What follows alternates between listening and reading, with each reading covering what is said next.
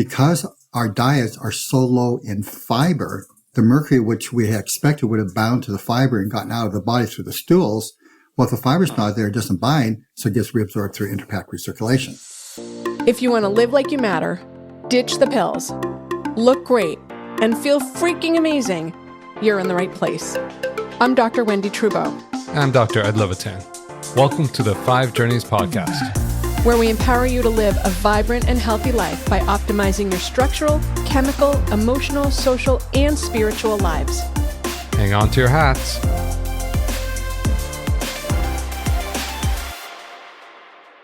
Hello, and welcome back to another episode of the 5 Journeys podcast, Live Like You Matter. I'm Dr. Wendy Trudeau, and my co-host is Dr. Edward Levitan. And our guest today is Joseph Pizzorno, ND.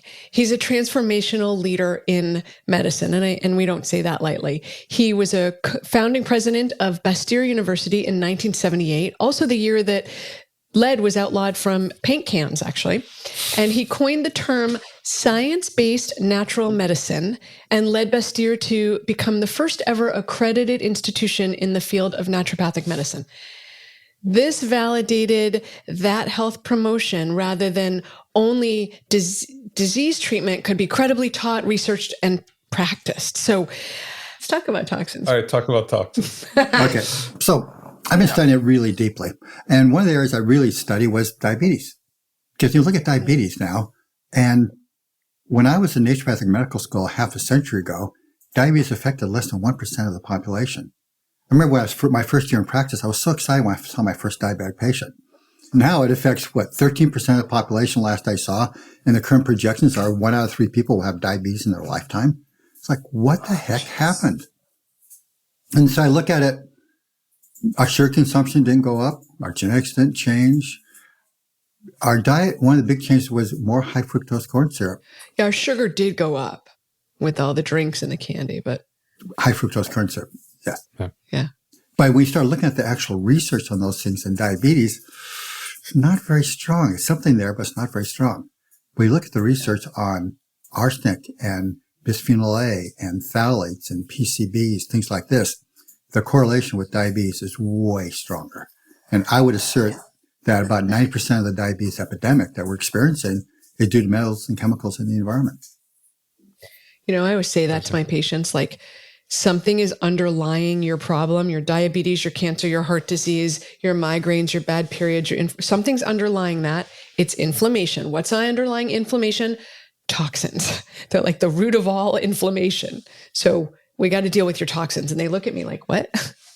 Yes. I love quoting, Dr. Sid Baker, as you know, is one of the intellectual founders of functional medicine. And, he has these great sayings. And one of the things he said I thought was so good. He said, all of medicine is really quite simple. Get into every person what they uniquely need, and get out of every person what they uniquely do not need. Mm. Yep. And, you know, it's so many times where I'm just confused. What's going on with that patient? It's complex, et cetera. Well, you know something? Let's look at the nutritional status, let's look at the toxin status, fix those, and then see what's left over. Can you talk a little bit about how toxins are impacting the gut, the liver, and the kidneys for people so they really understand, like, what's happening here? The easiest one is the kidneys. As I think we all know, now you have a diabetes epidemic in our country. We have a kidney failure epidemic as well. And why is that? Well, the kidneys play a huge role in getting rid of many of these toxins, and they get damaged by it if it happens too much. So you look at things like, you look at both accidental toxins as well as intentional toxins.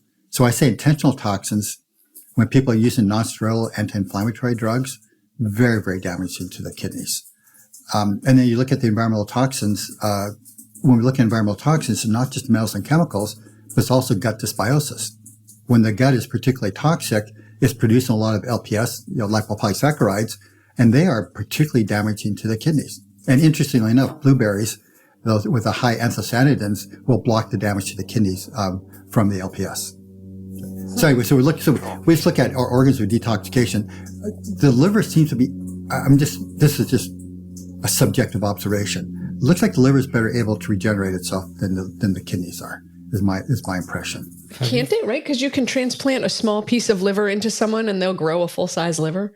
So I think it really does regenerate. But so have you actually seen kidney damage gets reversed if you detoxify? Yeah, Really? look at EGFR. So I've had a number of, unofficial patients. So, they haven't seen me in my office, but they asked for advice, and Lars had the same experience. And we've had a number of people come to us with low EGFR. And so we go through the process of, okay, what are you doing this damage to your kidneys? And then how can we regenerate them? And I like to quote one study which looked at aspirin use in people with kidney failure. And all they did, follow these people for 6 years.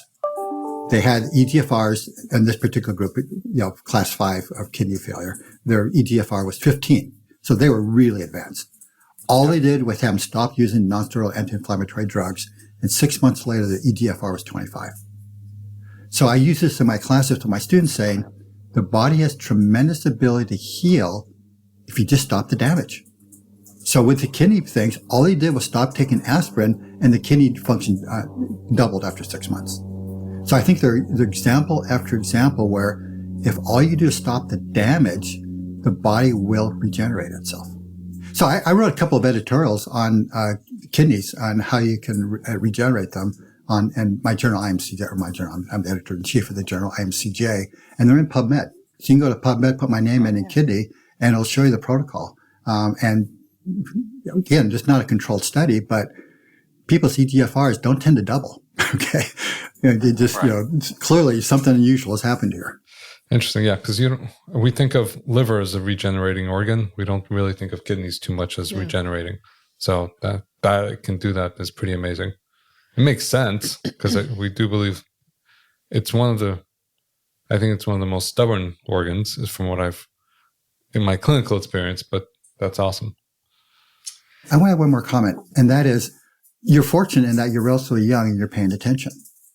The problem for a lot of people is when they're relatively young, the body's so adaptable, it kind of doesn't matter what you eat. You go out drinking with your buddies at night, where the case may be, and you may have a little hangover, but it goes away pretty quickly. If you look at the nutrition research based on age, what you find is a lot of these disease associations don't show up until about age 45. Because what's happening up until about age 45, the body's able to adapt. But what's happening is you're accumulating toxins in your body, accumulating damage to the DNA. And once you're at about age 45, now you're in a situation where you can't protect yourself as well. And now you start seeing all these problems with the toxins. Okay. So the earlier people do this, the better. But a lot of people don't get into this until they start having symptoms. Well, by the time you start having symptoms and disease, sure, there's still plenty you can do, but you waited way too long. Yeah. But what's really interesting is I would say, especially even over the last 10 years of my practice, I'm noticing people having symptoms at an earlier age. We have a ton of 20 somethings in our practice who have toxins and have symptoms and are sick in a way that I mean, maybe I was shielded from it because I was like, if you're really sick, go see Ed.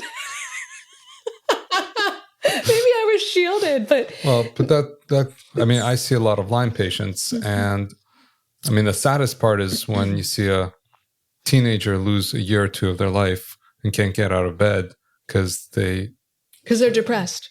Right, because they're quote unquote depressed. They're depressed. Have Lyme and everything else, but the reality is Lyme. I think if everything else was okay, the Lyme wouldn't be a big deal. But it's never just Lyme. It's always toxins. It's always methylation. It's always something else. Food sensitivities, gut, you name it.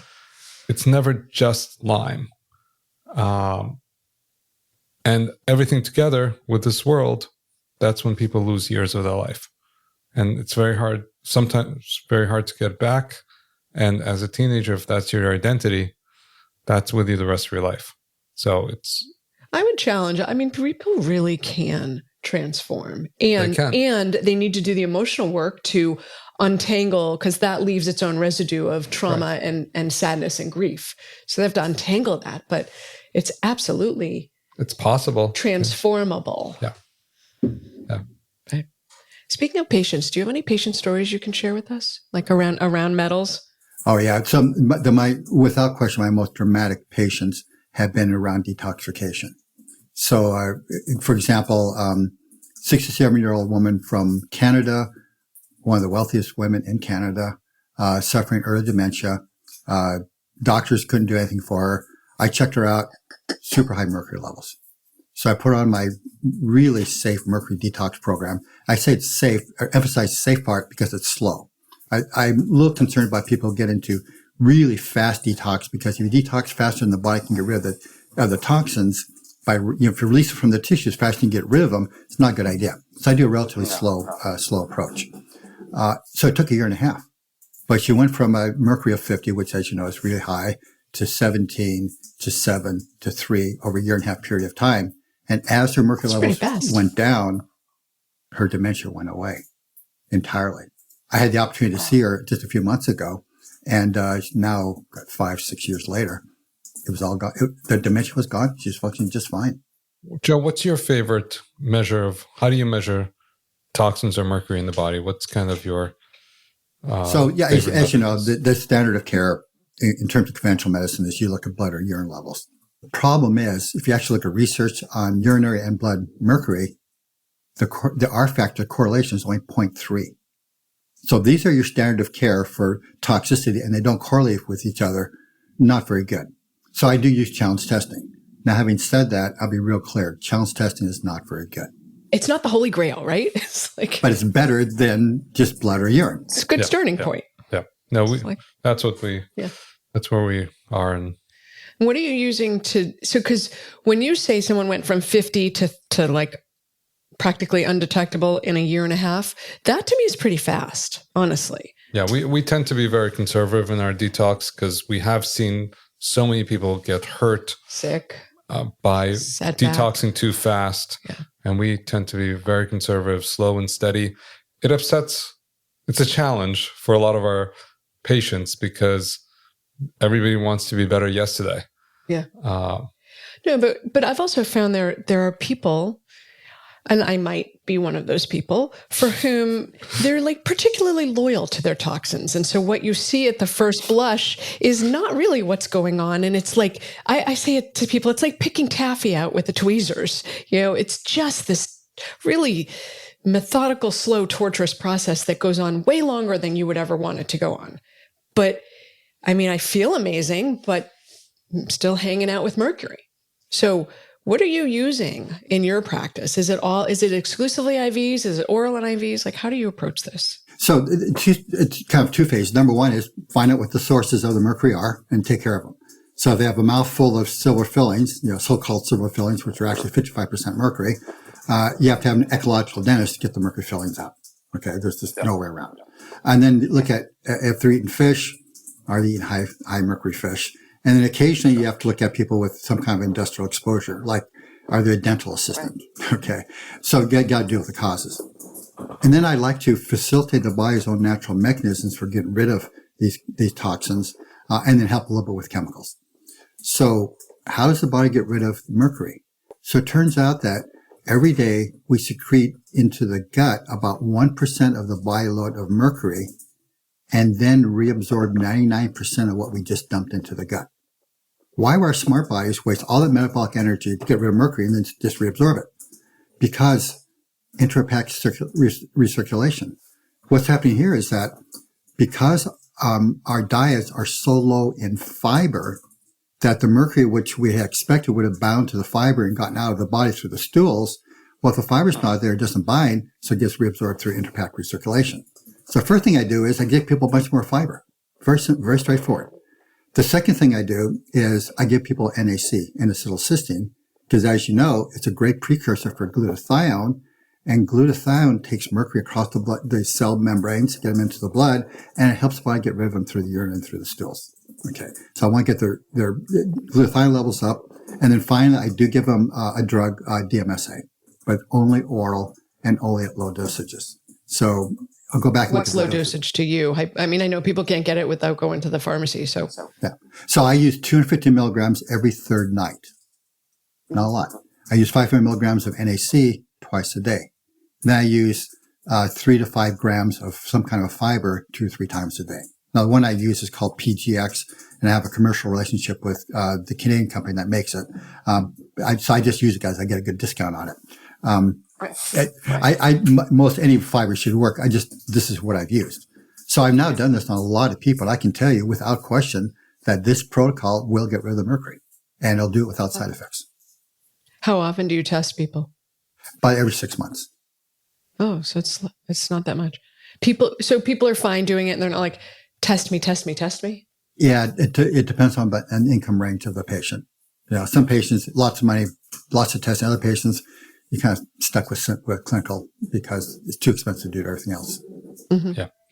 So what are the things you recommend people do? Like the best strategies to not only avoid toxins and then the best ways to decrease body load? Can we sort of go in two paths? What are the things you're telling people? Thank you for that question. I think that's really important. And I think Laura and I are really conscious of this right now because so many of our family and friends in our age group are dead, have major disease, are done with life. And, we're still just functioning at such a high level. So it comes down to, of course, genetics has an impact, but genetics only accounts for 15% of disease. 15, 1-5, right? 1-5? Yeah. Did everybody hear that? 1-5, not 50, 1-5. Yeah, that's not my opinion. That's just basic research. So, and even a lot of those 15% can be improved if you understand therapeutic nutrition and biochemical uniqueness. You can fix those as well. So if that's the case, that means 85% of the disease is under our control, which means toxins and nutrition. So how do Laura and I live our lives? One, we grow as much of our own food as we can. Okay. Two, I would say virtually everything else we buy is organically grown. Now I realize there are limitations. Some of the organic food is not as organic as I would like, but better than chemically grown foods. The second thing we do is do everything we can to decrease toxic exposure. So you can't come in our house and wear your shoes, for example. Research studies show that people who have let people walk into their shoes will triple the amount of toxins in their air, in their dust, and compared to people who don't let people with their shoes, don't let shoes come in. How's the mechanism? Because you track it in. You track it in. Pure and simple. You track it in. Kingdom Come, you track it in. Yeah, interesting. Okay. If your neighbor next door just sprayed their lawn with some kind of an herbicide, well, guess what? That herbicide just went into your house as well. Okay. So then, we have a whole house filter of a MERV 16 filter. So MERV is a rating for it. And basically it gets rid of all the particulates in the air that are toxic. And this is a huge issue. If you live within 100 yards of a highway or in a big city, there's all this particulate matter that's so damaging. So purify the air totally. Then we have a filter on the water coming into the house, not just on the faucets in the kitchen, but the water coming into the house. Because when you're taking a shower, a lot of these toxins will volatilize and you breathe it in, which is the most efficient way to get a toxin to your body is to breathe it in. Okay, so we do everything we can to not let any toxic water come into our house. And we got rid of all the plastic containers in the kitchen. We got rid of all the non-stick cookingware in the kitchen. We do everything we can to optimize nutrition, everything we can to decrease toxic exposure. And because we believe our bodies have the ability to be healthy if you just give it a chance. It means toxins out, nutrients in. Agreed. Totally. Joe, where can people find you? So I'm at the stage of my life where my main job is teaching. So I do not see patients independently anymore, but I do write books. So I have out now 13 books, I think 6 textbooks for doctors and 7 books for consumers. And so I recommend that if people want to learn about my understanding of health, that's why I write those books. Yeah, and they're awesome. That's awesome. Cool. Thank you for being here. You just made our day. Oh, you made my day. It's so wonderful to hear people who have such a congruent perspective in the world as I have. That's great. Yeah, definitely. So thank you for listening to another episode of the 5 Journeys podcast, Live Like You Matter. Our guest today was Dr. Joe Pizzorno. It was a pleasure to have you here. And if this made a difference for you when you were listening, please leave us a 5-star review so you can pay it forward to other people who can learn more and transform their lives too.